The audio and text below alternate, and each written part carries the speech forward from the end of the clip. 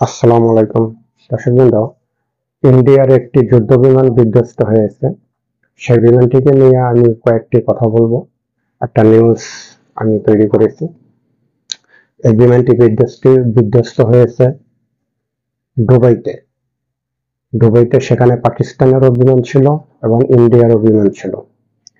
দুবাইতে তারা একটি এয়ার শোতে গিয়েছিল।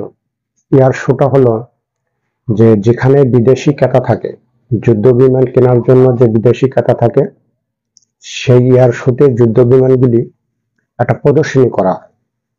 সেই প্রদর্শনীতে পাকিস্তানের পাকিস্তানের যুদ্ধ বিমান ছিল এবং ইন্ডিয়ারও যুদ্ধ বিমান ছিল। তো ইন্ডিয়ার যুদ্ধ বিমান আকাশে ওড়ার সময় যখন তারা প্রদর্শনী দেয়, মানে যুদ্ধের যে কিছু ডেমো আছে সেই ডেমোগুলো যখন দেয়, ওই সময় ইন্ডিয়ার যে যুদ্ধ বিমান তেজস বিমান সেই দুবাইতে সেই প্রদর্শনী চলাকালীন বিদেশি ক্রেতাদের সামনে সেই যুদ্ধ বিমানটি আগুন ধরে পাইলট সহ যুদ্ধ বিমানটি ধ্বংস হইয়া সেখানে, মানে পুরা বিমানটি ধ্বংস হইয়া সেখানে পড়ে যায় বিদেশি ক্রেতাদের সামনে।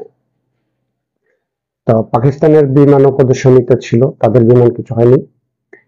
তো বিদেশি ওখানে যুক্তরাষ্ট্র ভিত্তিক একজন কর্মকর্তা ছিলেন, ওনার নাম হলো অ্যাডলক্স বার্কি। উনি বলেন দৃশ্যটা খুব কঠিন এবং এয়ার শোতে যেখানে জাতি তার শিল্প বড় অর্জনকে তুলে ধরে, সেখানে এমন দুর্ঘটনা কি বার্তা দেয়।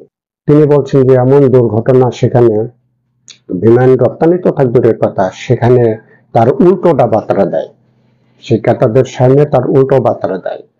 এরকম একটি কথা আপনার যুক্তরাষ্ট্রের একজন কর্মকর্তা তিনি সেখানে এই ধরনের বক্তব্য দিয়েছেন। ইন্ডিয়া তাদের যুদ্ধ বিমান বিদেশে রপ্তানি করার জন্য তারা এয়ার শোতে অংশ নিয়েছিল এবং বিভিন্ন দেশের কাছে তারা যুদ্ধ বিমান বিক্রি করার জন্য তারা প্রচারণা চালাচ্ছিলেন। কিন্তু এমন একটা মুহূর্তে এমন একটা সময় যে বিদেশি ক্রেতাদের সামনে এই যুদ্ধ বিমানটি যখন আগুন ধরে পাইলট সহ মারা যায়, তখন ওই মার্কিন যুক্তরাষ্ট্রের একজন কর্মকর্তা বলেছেন যে এরকম ঘটনা রপ্তানি তো থাক দূরের কথা, তার উল্টোটা বার্তা দিয়ে গেল ভারতের যুদ্ধ বিমান তেজস।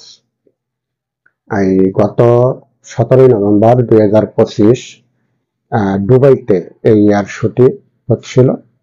দর্শকবৃন্দ, যদি আমার এই চ্যানেলটি ভালো লাগে আপনারা একটি লাইক এবং সাবস্ক্রাইব দিয়ে